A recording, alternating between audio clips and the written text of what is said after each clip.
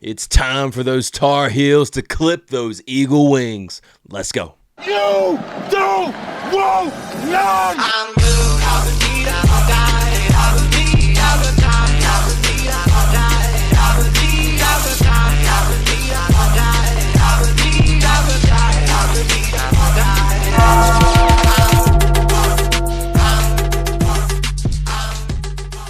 What's going on, Tar Heel Nation? My name is Nathan. I am one half of your Heel Brothers. And this Saturday at 6 p.m. Eastern Standard Time, the North Carolina Tar Heels are taking on the NC Central Eagles. This is an FCS team that I am actually really looking forward to seeing Carolina play against. It's been a fun team to cover, and I can't wait to get into it. So let's do it.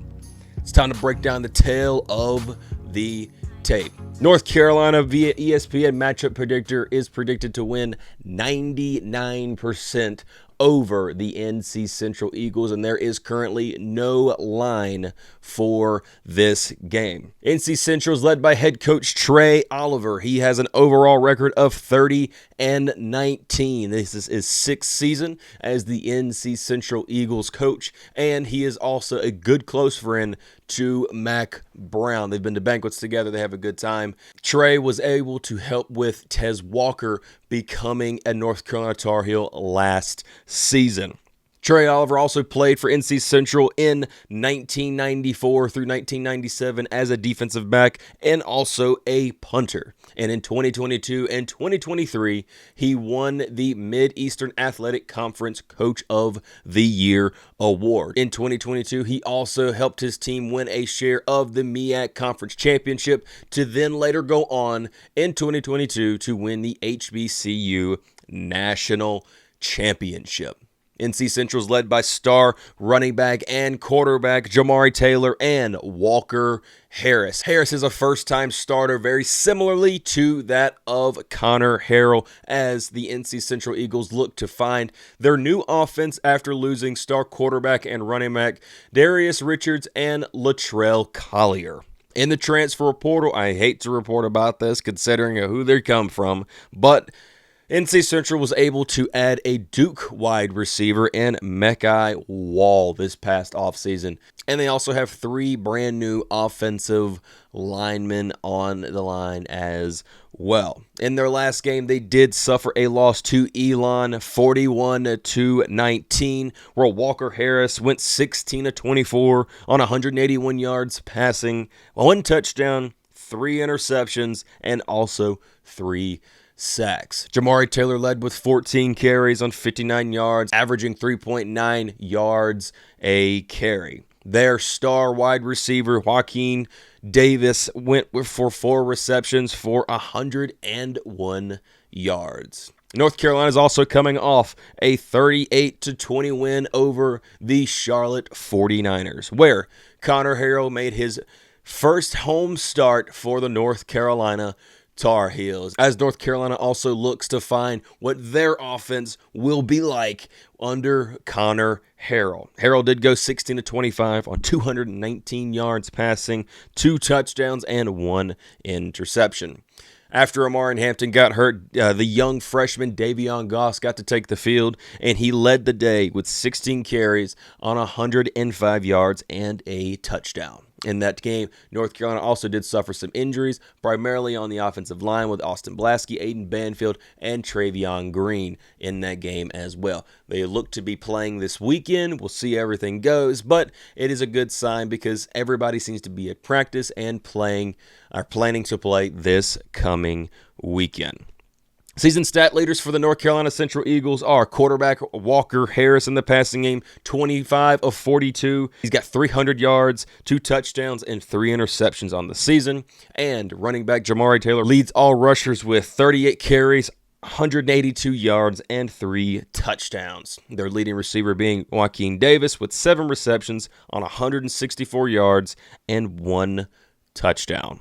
Season stat leaders for North Carolina is Connor Harrell in the passing game, completing 18 of 29 of his passes, 253 yards on the season, 2 touchdowns, and an interception. Running back Amari Hampton leads our rushers with 41 carries on 206 yards. J.J. Jones leads the receiving corps with 83 yards total on 5 receptions.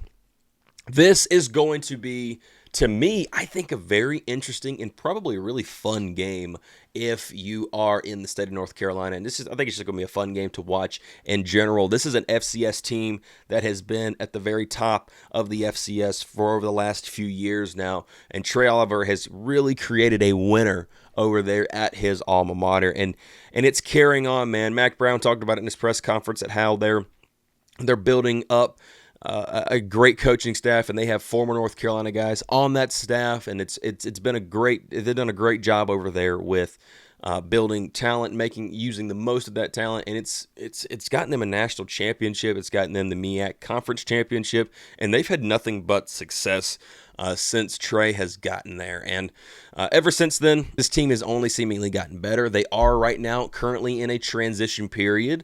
And, it's going to take a little bit of time for them to find themselves. And I don't think North Carolina's a great opponent for them to be going against this week to try and do that. But I do think that there are some great things that this team is going to offer as an opponent.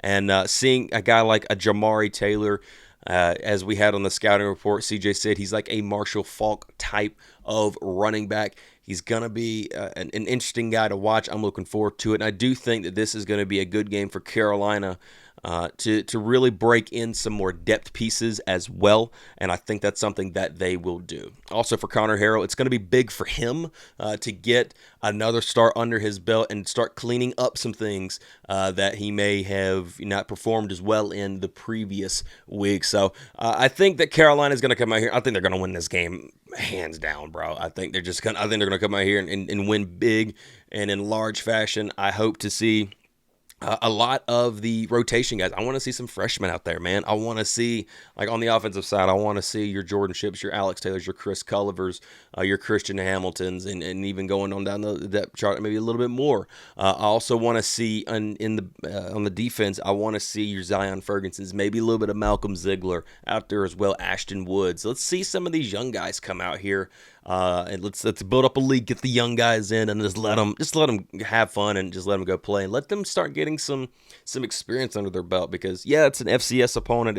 It's not like you're facing ACC style opponents. I get it, but experience is experience, and that's universal throughout the entire team. And I'm looking forward to seeing what this game's going to be like. I think it's going to be a fun game. If you're going, it's going to be a great atmosphere. They're doing a HBCU celebration with the bands. Like the bands will be playing together and everything else. It's going to be very similar to Florida A&M. If you guys saw that from last year, if you didn't, be sure and go look that up on YouTube. There's plenty of videos people have put out over the last few years about that and how fun that was. So it's going to be a fun game. I think North Carolina comes out here and wins this thing 45-3.